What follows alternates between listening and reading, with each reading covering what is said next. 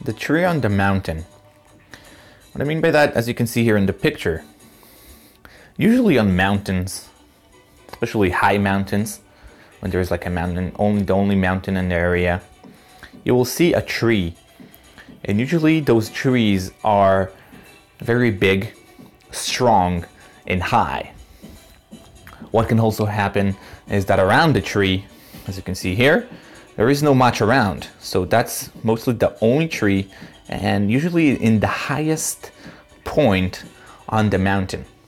So first of all, I'll go through how does it work? Some theories on how the tree got to be the only one and why it's the strongest one.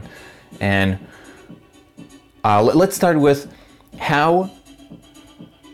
What is its symbol? Usually, so in some religions, that tree symbols some kind of a god. People used to rest under the branches of that tree as it offers a wide space of shade or fruits, and is a big tree. And when you look at it, it looks like as a very strong and powerful tree, which can symbol why I think those religions ascribe so much meaning to that tree. Usually there were, like, I think I saw in some movies that people were hiking to go days to go to that tree, and that when you get there, usually because it's on the top of the mountain, when you get there, you feel powerful. You've been through some long journey and you got to the top of the mountain. And as you look at that tree, you look, okay, yeah, I can definitely, how that tree is surviving everything, because the reason he's on the top of the mountain, he gets a lot of wind because it's so high. There is more wind in the highest point,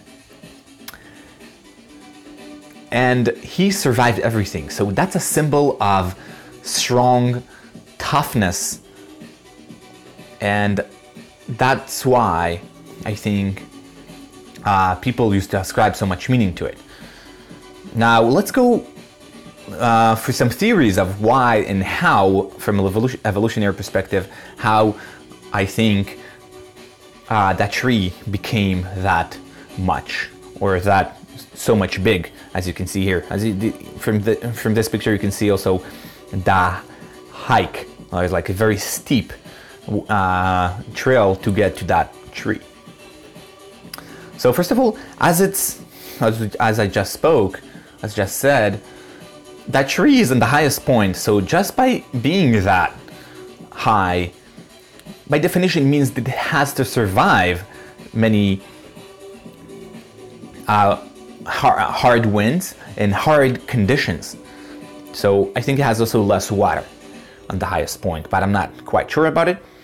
So other trees, from evolutionary perspective, other trees that tried to grow there and weren't strong died. So the only tree that survived, that could survive up there, is the strongest tree that, like, if you look on a gene, it has the best genes. So it's strong, has deep roots, whatever you want to call it. Now, the question is, why this tree is usually on the highest point, like literally on the highest point. You might find some outliers, but I think usually it's on the highest point possible. Now, the way I think it happens is through, let's say there is another tree right here, a little next to it, so a little down from that tree.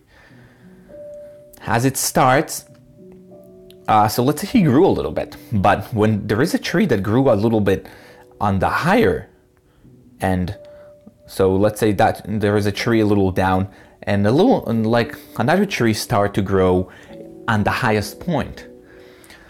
The tree on the highest point will get the most sun. And sun is the most energy. That's what trees are looking for. They look for water and sun, but sun is the most important component. And whatever tree is on the highest point will by definition get the highest sun frequency. he will get the most sun and grow stronger just by nutrition. He get the most nutrition from the sun, so he will kill all the rest. Now, for the question is why there isn't trees around. That's, as you can see, that's the only, there is trees, but usually are quite far.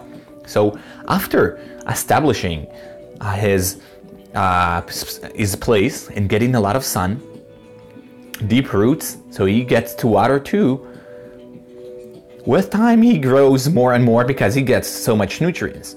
He has a lot of food. You can look at him that way. He's like fat.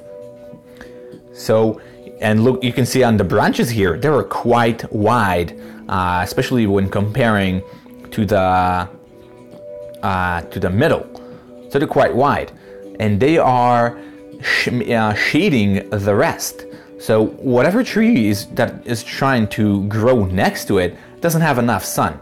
So there is no trees around that tree because of his branches. So in some way, that tree does not allow any other trees to grow in that area. So that tree only look by itself, and that's why it looks so powerful.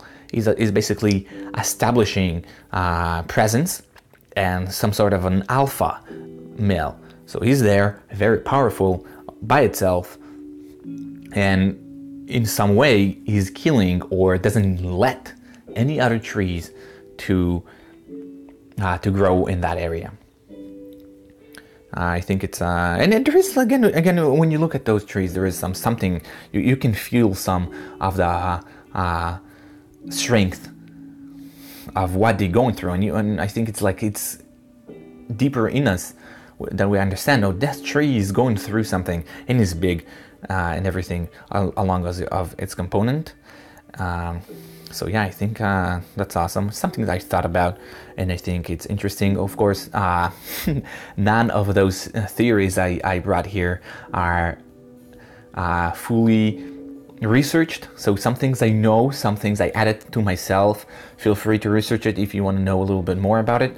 Feel free to correct me if you heard something I said wrong. And that's pretty much it. Thank you very much.